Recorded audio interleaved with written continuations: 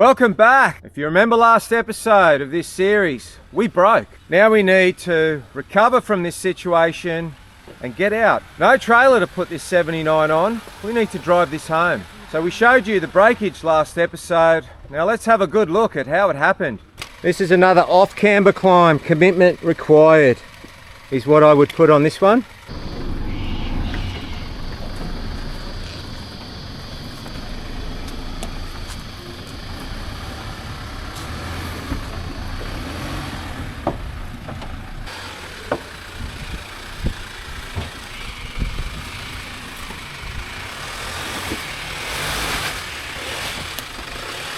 We're looking good at this point, and front wheels climbed up quite easily. So from the back here, potentially, we could have been a little bit more right. Another thing too, watching it back, the momentum, I think we're going too slow. I feel that if we were maybe moving a little bit quicker, we wouldn't have given the back the chance to slide across to the passenger side. Rather, it would have been pulling me forward more. Also too, in the back of my mind, I knew that I had to move that camera further forward to get us coming up that next section. The tyres, I feel that too, that the tyres in this situation with the weight of the car on them weren't aggressive enough to hold. We're letting the car slide across. Now all this, no excuses. Potentially looks like here that we ran out of talent. Keep going, you're gonna hit rock. I just want to move the camera. You're about to hit the rock and then it's gonna go up. They should just slide over and hit that rock now, right? Check out the transfer of load here when I take it out of park, putting it into drive, shifting it through the reverse. And that's with my foot on the brake too. Both blockers in here, and I feel like I might be making this worse. That passenger rear is really sinking into the sand.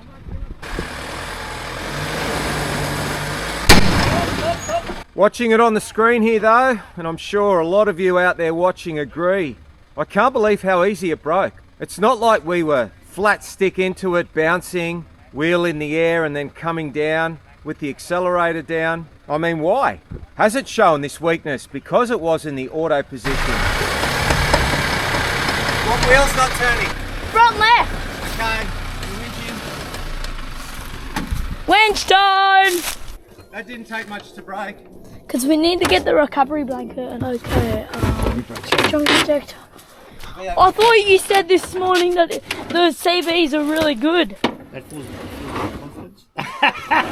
Well, this is it now. You do it, you win. Alright, so what else do we need? Remote. I backed off because I thought I was up. So I think you should have had to come a little bit wider. I know. You can't. Well, I could. I decided to steer away from the rock. I don't know why. How did it even break? Oh, Dad, I know how. Dad, you were trying to steer into a rock and then you just pushed too hard and went bang. Just go that one. Go that one. Yeah, okay. Let me get the cable out. Here, stop here. I couldn't see this one, but that one. No, I could see that one. Naughty, naughty, Dad. Hang on. Relax. I know you want to use it. All right. Winch out.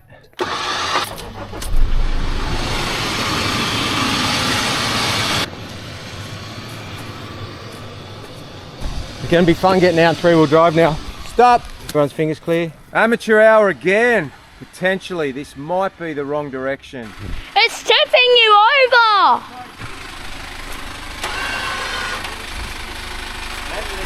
Dad, it's tipping you over. Yeah, but how much more before that wheel pops up onto the road? Not much.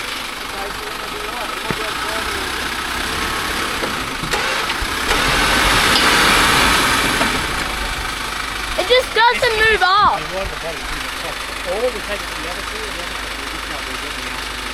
Dad, you got to power with it. There's no drive to that wheel. So what? Well, it might pop the bead if there's all that pressure on it. Oh no, it should just pull. So we move trees to give the wheel that's spinning some chance of pulling the vehicle forward. Wait a minute, didn't the 9-year-old say that about 25 minutes ago? Go that one. Yeah. Go that one. Yeah. Go that one. Yeah, okay, let me get the cable out. Take two. The car. Wait, Dad, did we break the front axle? I think so. Ooh. Ooh, can't do that hard climb now on the way out. I know.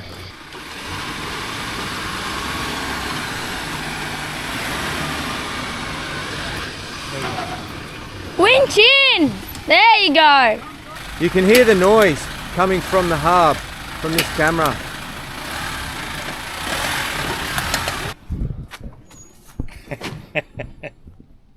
Are you worried?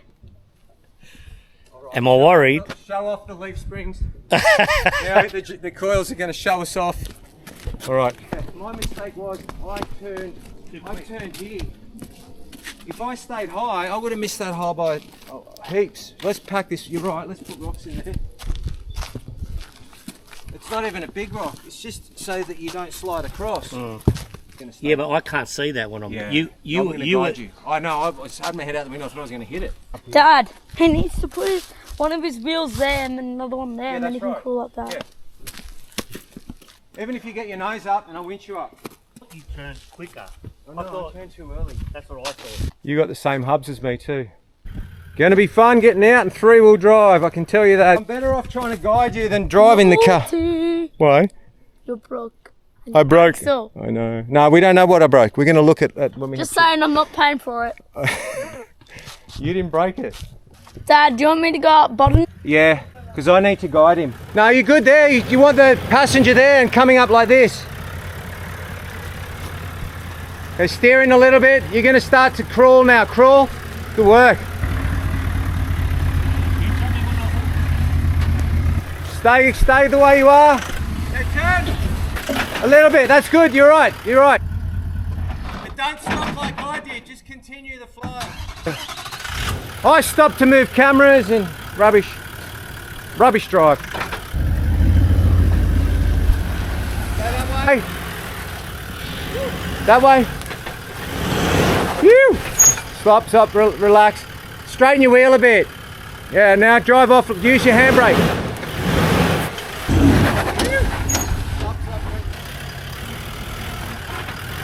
Turn right, and that'll keep you out of the hole I got stuck in. Wow, that's all it took. Well done. What a drive by Manny. Unbelievable. He would have been feeling intimidated having seen another vehicle brake in front of him. And I remember in competitions, you always felt that little bit more nervous when somebody in front of you rolled or broke or couldn't get up. Well done, mate. That was awesome. There's a few ways we can go about this. We can blame my stupidity. We can blame my leaf springs. Or That wasn't as hard as what I thought. no. And man, wait till you see the video, it just kind of went over. Whereas I stopped and started to slide. Or you could blame you getting out of the car trying to move cameras. Yeah, that's right. That's right. We learn. I needed to know how those freewheeling hubs come off anyway. Or auto locking, I should say. Onward and upward on 3 wheels. This just pops out from memory. So look at this. It just keeps turning. You're in auto and we want to go to lock. Oh no, it keeps going. Yeah, okay, so it wasn't that. So it's just a rotational clock. So we don't know what we broke. We don't know what we broke. Mystery. So we're basically driving now twin locked just to get that driver's front wheel to turn. So it's made me think I'm going to have to configure a switch setup where I can run the front locker without the rear in case this happens again in the future.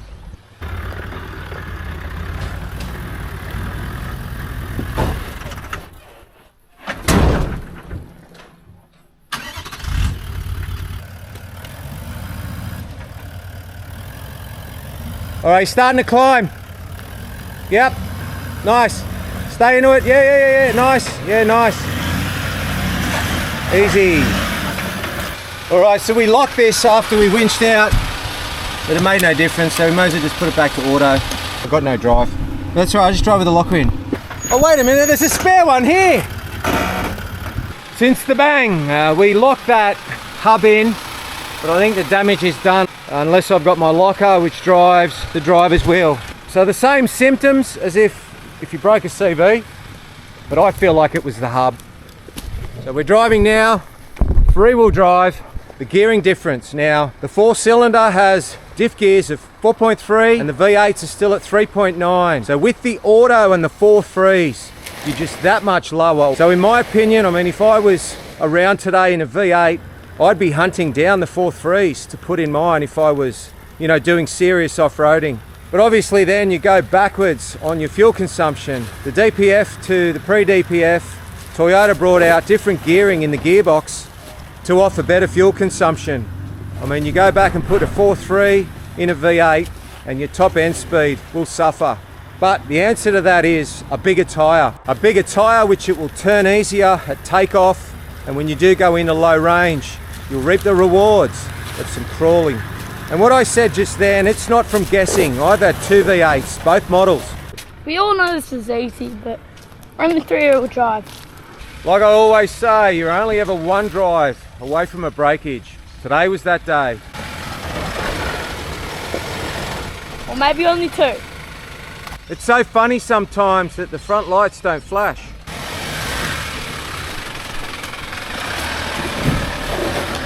Yeah, we got to drive with lockers here, that's right. Bugger. Oh!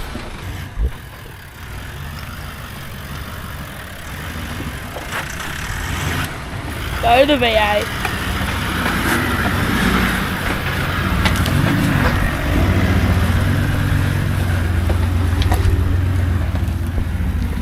Just listen to it. We had easy half a dozen followers urging me to get side steps for this before we damage the sills. 100% right, but I'm not sure at the moment whether I want to go ahead with the ARB side step and brush bar setup or custom make some of our own steps.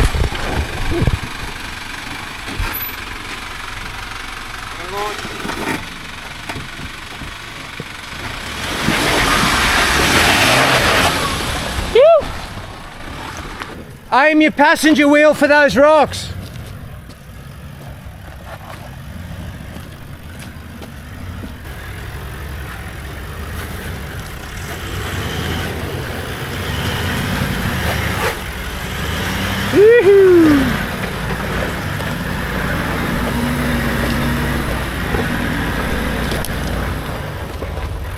Nice. Hey, it's Huh? completely different to violence, eh? It's better? Yeah. And how comfortable? Are you happy with the... Oh, beautiful. Loves it. I'm not bouncing. Yeah. I'm just walking. Yeah. Good. Awesome. Bit of a squeal, but the brakes are actually awesome. Just gives you that confidence when you're about to drop off a ledge. They actually hold.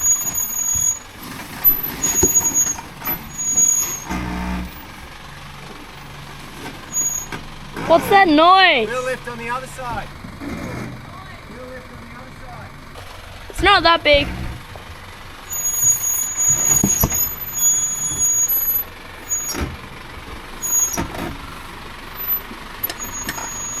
Listen to that hub.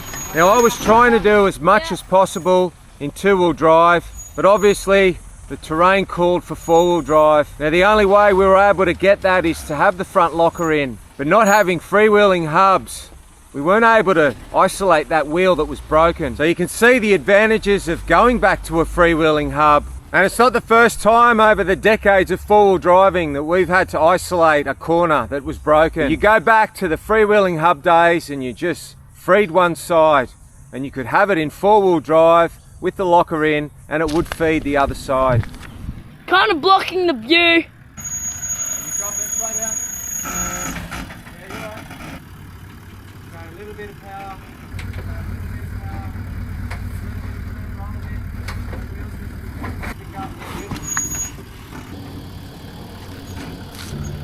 Slow, keep coming. Yeah, give me that camera, stop. Precision driving is so close that you're gonna miss. Go forward a bit more. Yeah, you cleared it, that was so close. It's like 50, 70 mil here. Go back over there. A little bit right. Okay. Now you're just dropping square, nice. Your job's done. Just go slow down.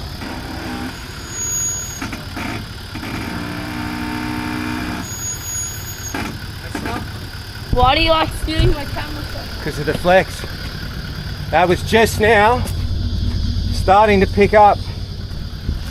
But you said that that's only just off the shelf suspension, like links. You said it's only like 5 link. That's amazing. It's still traveling. Go down. Yeah, I think that's as far as you're going to get now. Slow, you're down. The plane has landed. So on your wish list, imagine a V6 10-speed 79 with 4.3 gears. Oof. In my opinion, that'd be better than the twin turbo 200 series V8 and a 6-speed box.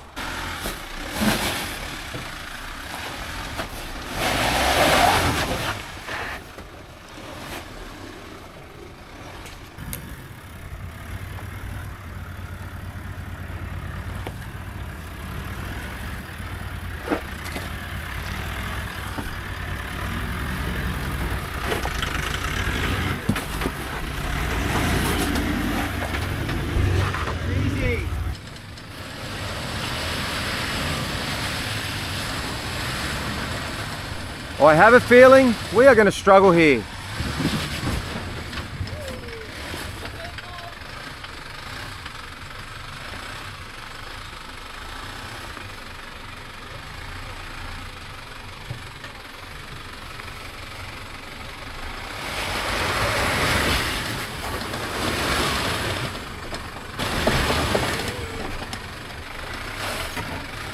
So we will need a spotter. Manny will do that. And Nicholas can get out of the vehicle and hold a camera for what looks like amateur hour again. So what I'm doing here, by going up high, I'm trying to keep the wheel that has drive up high to try and pull the driver's side up and out of that hole that it's trying to slip into.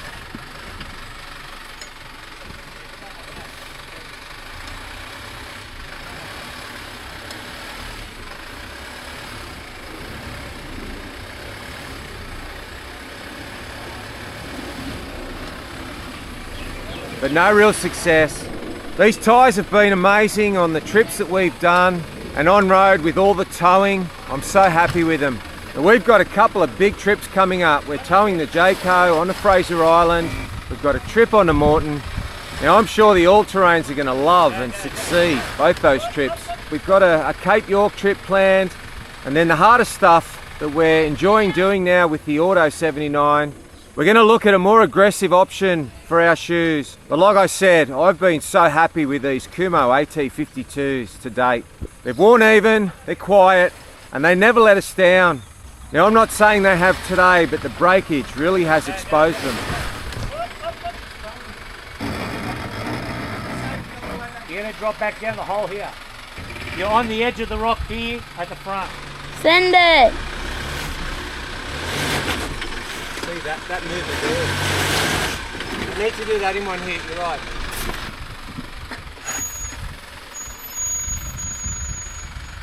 No, sliding back down.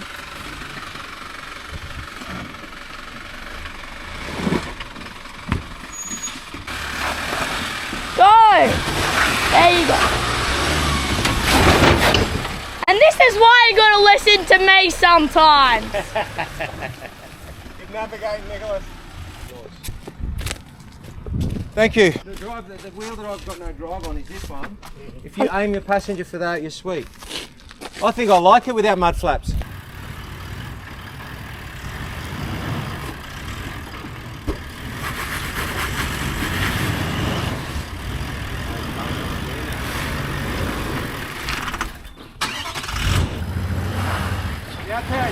Yeah, that's it.